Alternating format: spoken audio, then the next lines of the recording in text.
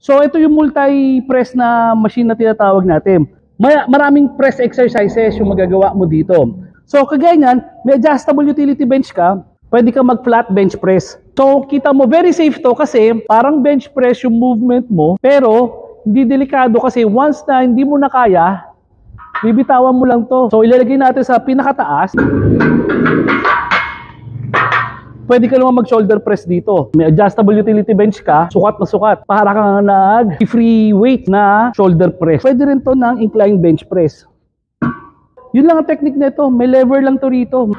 Plug and play lang siya. Saktong-sakto.